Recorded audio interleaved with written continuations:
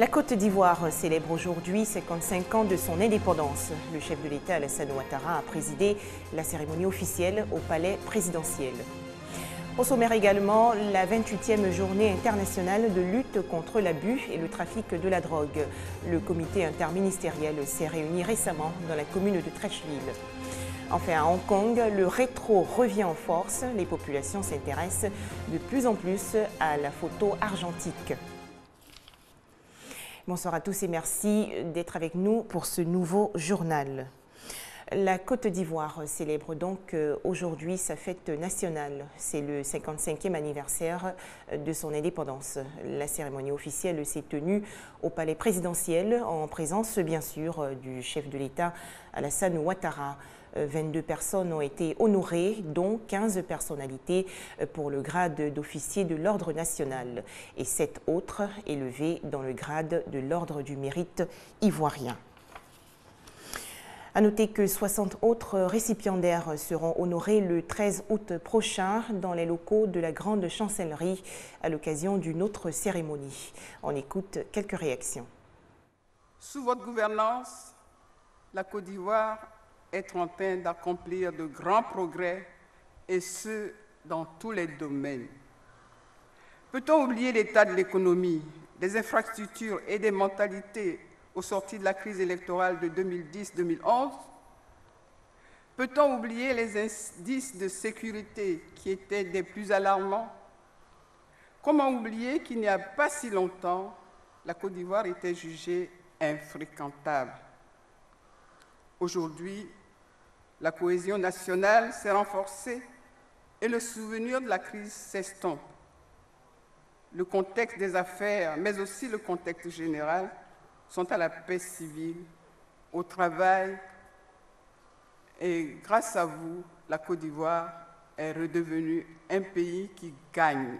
Notre fierté, notre émotion sont à leur comble de voir qu'en ce jour chargé de symboles, votre Excellence prenne la nation à témoin pour nous distinguer et ainsi reconnaître notre devoir d'engagement envers notre pays. Merci, Monsieur le Président de la République, du plus profond de notre être, pour cet honneur dont nous sommes l'objet devant la nation et que nous partageons fièrement avec nos familles et tous nos collaborateurs. Le sens du devoir et l'engagement qui justifient le choix de nos modestes personnes se sont adaptés à la diversité des circonstances et de leurs manifestations, faisant ainsi de nous un groupe homogène, uni dans la diversité de toutes ses composantes, à l'image de la société ivoirienne. Entre autres cérémonies commémoratives du 55e anniversaire de l'indépendance de la Côte d'Ivoire, on retient également la caravane de l'indépendance. L'événement, qui en est à sa toute première édition, a sillonné plusieurs communes du district d'Abidjan. Regardez. Pour le 55e anniversaire de l'indépendance de la Côte d'Ivoire, le district d'Abidjan a marqué l'événement de la façon la plus festive. Initiée cette année, la caravane de l'indépendance va désormais rythmer les festivités dans la capitale économique. Nous avons voulu vraiment aujourd'hui nous déplacer vers les populations, leur apporter, je dirais, de la joie, de la gaieté à travers cette caravane avec des artistes pour vraiment ensemble festoyer dans leur milieu de vie, alors que traditionnellement, les populations se déplaçaient vers un lieu identifié. Nous sillonnons l'ensemble des communes du district d'Abidjan. Plusieurs communes visitées, entre autres le plateau, Cocody, Adjamé et Abobo. Les populations se sont fondues dans cette ambiance aux allures carnavalesques. Une occasion surtout d'exprimer des vœux pour la Côte d'Ivoire. C'est aussi une belle croissance à la Côte d'Ivoire, surtout au niveau économique qui sera vraiment constaté dans le palier de la ménagère. Ce que je souhaite pour la Côte d'Ivoire, c'est la paix, prospérité, la santé pour tout le monde, pour que le président puisse continuer son travail pour arranger la Côte d'Ivoire, la paix, que les élections se passent dans les bonnes conditions. Ça me fait plaisir et puis ça me permet de m'amuser. Voilà, mais ici on est de danser. Démarrée à la cathédrale Saint-Paul du Plateau, la caravane de l'indépendance s'est achevée à la place Inch'Allah de Koumassi pour une communion parfaite entre les filles et fils de la Côte d'Ivoire. Des précisions de Serge Collier. Autre événement marquant la fête nationale, c'est bien sûr la finale de la 52e édition de la Coupe nationale de Côte d'Ivoire.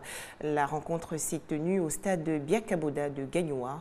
L'Africa Sport était aux prises avec le club Omnisport de Boisflé. Victoire des Aiglons par 1-0. Le centre du pays, notamment la ville de Sakassou, est également en fête. Mais les réjouissances sont troublées chez les populations vivant dans la zone rurale car elles manquent d'eau potable. Les habitants de Souafoué lancent aujourd'hui un cri de détresse à l'endroit des autorités ivoiriennes. Un reportage de Soro Corona et Kouadio Kwame de RTI Bouaké. S'approvisionner en eau potable, une équation à plusieurs inconnues pour les populations de nombreux villages du département de Sakassou.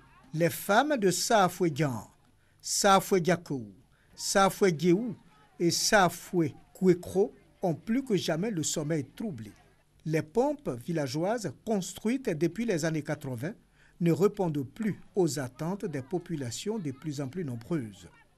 Ces pompes sont pour la plupart en panne. La situation s'est aggravée avec la longue saison sèche que connaît le département du Sakassou. Les marigots et les eaux de surface qui servaient de source d'approvisionnement ont simplement tari. Dans ces villages, les femmes veillent à la pompe et aux marigots. Deux fois, tu viens à 5 h du matin, tu gagnes à 1 h du matin avant de rentrer. Tu commences à ramasser. D'autres viennent, font 3 jours, 4 jours, on ne gagne pas l'eau.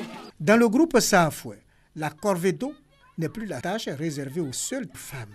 Ici, la qualité de l'eau importe peu. La quête d'eau a relégué les travaux champêtres au second plan. Des fois, on laisse les travaux champêtres, on vient chercher de l'eau. Si on a trouvé au moins 1 pot ou 2 pots, maintenant, on va, peut-être on arrive au champ à midi, on ne peut même pas travailler. Face à cette situation des plus préoccupantes, les populations ont eu une rencontre au cours de laquelle elles ont fait part de leurs difficultés aux élus de Sakassou, afin qu'ils les portent aux autorités compétentes.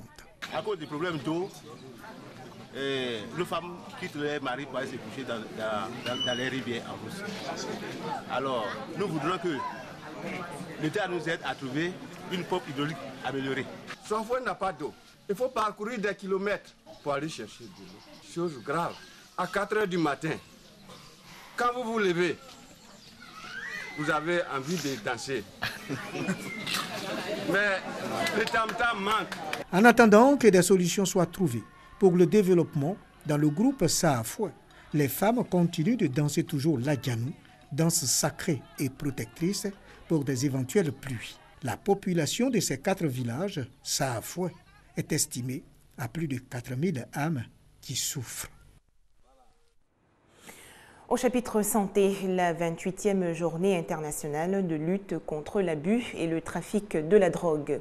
Le comité interministériel de la lutte anti-drogue s'est réuni les 4 et 5 août dernier dans la commune de Trècheville. Thème retenu, le développement de nos vies, nos communautés, nos identités sans drogue.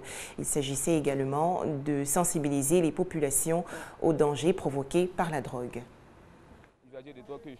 Auguste Didier Apia, accro à la drogue. Aujourd'hui, grâce à une ONG de lutte contre la drogue, Auguste Didier Apia a retrouvé ses sens. Il ne compte plus y retourner.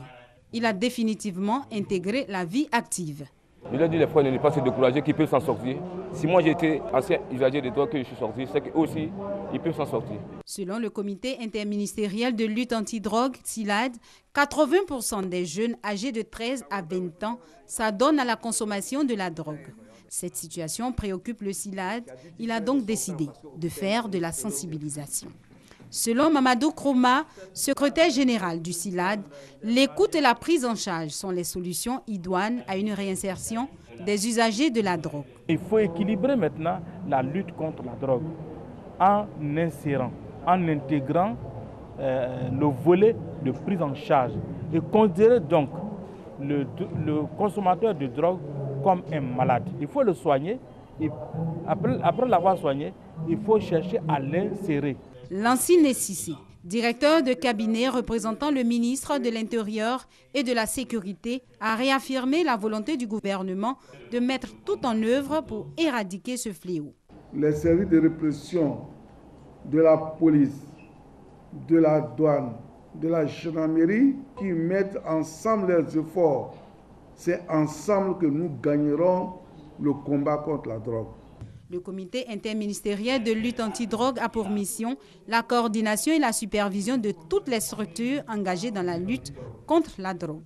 Il a vu le jour le 4 août 1994. Des précisions de Sidoni Davila. Des réflexions également pour faire avancer la lutte contre le VIH-Sida. Le ministère ivoirien de la Santé et ses partenaires du Fonds mondial de lutte contre le sida, la tuberculose et le paludisme se sont réunis récemment dans la commune de Cocody. 10 pays francophones d'Afrique de l'Ouest et du Centre ont aussi participé à la rencontre. Pendant 2 jours, les acteurs de la santé ont planché sur la recherche de solutions mutuelles dues à la faible absorption des financements mis à la disposition des pays par le Fonds mondial. Selon Raymond Goudou Kofi, ministre de la Santé et de la lutte contre le sida, cette plateforme d'échange permettra de faire ressortir toutes les préoccupations des États africains. Lorsque nous considérons la revue des dépenses des programmes nationaux de lutte contre le paludisme, la tuberculose et le VIH-Sida, au titre de cette subvention effectuée par le Fonds mondial, durant la période de janvier 2013 à juin 2014, du moins pour l'exemple de la Côte d'Ivoire, le premier constat est que le taux d'exécution budgétaire des programmes est relativement faible, se situant respectivement à 33% pour le programme national de lutte contre le sida, 39% pour le programme national de lutte contre la tuberculose et 58% pour celui du paludisme. Pour le ministre de la Santé du Burkina Faso, l'harmonisation des points de vue est nécessaire pour une efficacité de la mise en œuvre des subventions. Depuis que nos pays ont commencé à bénéficier des subventions du Fonds mondial, je peux vous dire que c'est véritablement la première fois que l'ensemble des pays francophones se retrouvent pour partager leurs expériences, leurs difficultés, parce que vous imaginez aisément que quand un partenaire vous met à votre disposition une subvention, il faut que cela soit utilisé à bon escient. Au terme de ces 2 jours d'échange, un accord a été signé entre l'État de Côte d'Ivoire et le Fonds mondial pour la mise en œuvre de la note conceptuelle du volet paludisme. Coût du projet, 75 millions d'euros sur 3 ans, soit 50 milliards de francs CFA. On faisait le point avec Patricia Oumou-Etia. En image, la République démocratique du Congo frappée par un tremblement de terre. La catastrophe a fait au moins 1 mort et détruit plusieurs maisons. Dernier titre de cette édition, je vous le disais, la photo argentique supplante aujourd'hui la photo numérique, surtout dans les milieux jeunes à Hong Kong. La Chine est pourtant un géant du numérique. Pourquoi cette situation? Regardez.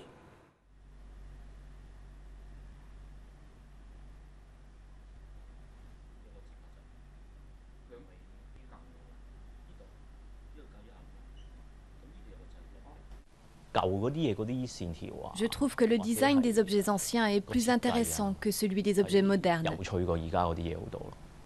Les clients me disent qu'ils se souviennent de l'instant où ils ont pris des photos avec une pellicule, alors qu'ils ne regardent pas vraiment les photos, qu'ils prennent avec leur smartphone.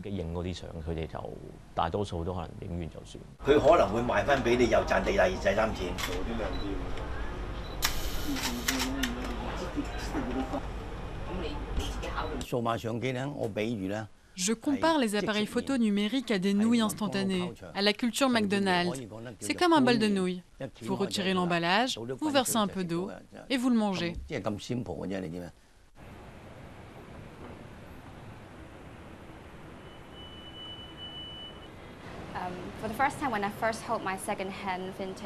La première fois que j'ai tenu un appareil photo argentique d'occasion, c'était incroyable. C'est comme si j'avais pour mission de continuer l'aventure de cet appareil. C'est comme commencer un nouveau chapitre et lui donner une seconde vie plutôt que de le laisser sur une étagère pour toujours.